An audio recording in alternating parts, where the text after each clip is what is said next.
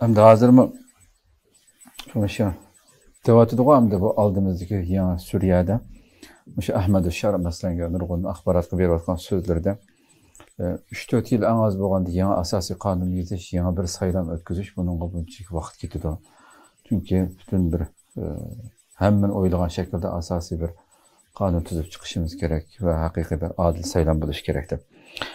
Endi oxirgi savolimni berib so'rab tugataylik.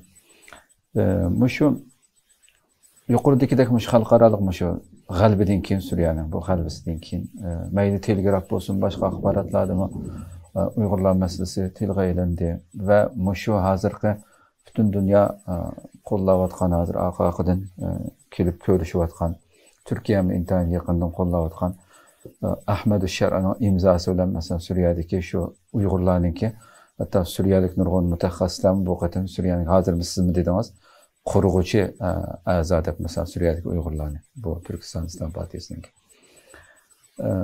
onun imzosi bilan Ahmed Shar'ningki shu davlatning ham generallikqa ham polkovniklik tayinlangan Uyg'urlar masalasi.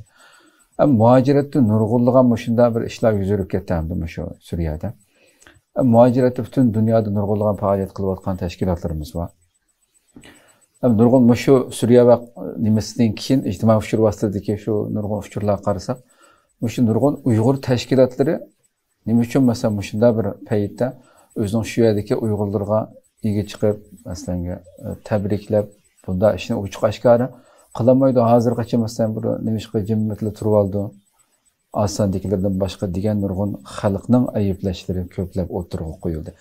Sizcha bugünkidek bir sharoitda tashkilotlarning har qaysi davlat faoliyat qilayotgan tashkilotlarningki bu qurolliq Uyg'urlarni tabriklashi yoki uyga chiqishi degandek ishlarni qilishi bir xatarlik masalami yoki nima uchun jim turib oldi? Yani bence benim küstüşüm bile birinciden bu bazı teşkilatlar Şarkı Türkistan İslam Partisi ile tutkan yolu okşamaydı. Okşamagaçka bir-birisini qo'llab qildigan bir o'tmishi bo'lmag'achqa onu ovoz chiqarmagan gap. İkincisi bayağı men degandek meseleler devam kılıvadı. Yani teraqqiyotlar devam kılıvadı. Murakkablik ahvollar yine devam kılıvadı. Bazı iniqliklarni ko'may turib belki demay turayli degan bo'lish kerak.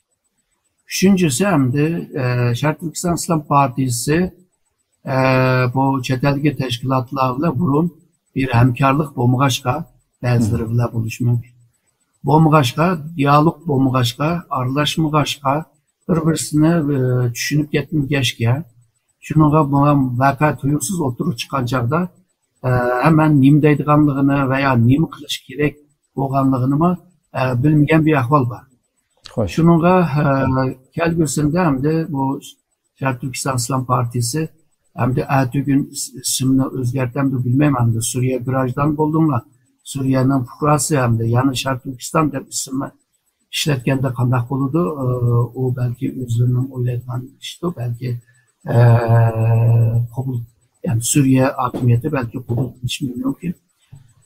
Şununla bu şu sebepten tüpeyli belki avazına çıkarmagan bo'lishi kerak ama kelgusida asta bu münasebetlerini resmileştirip kurgan takdirde kiler zamanlarda belki bir-birisini qo'llaydigan yoki bir-birisininki fikrini teşvik qildigan yoki sen o'zingning yo'lda man, men o'zimning yo'lda man, ama bir-birimiz bilan urushmay, so'qishmay bütün okna Xitoyga qarshi mujnaq paralar mangayli deydigan bu nimalarni so'zlashish mumkin.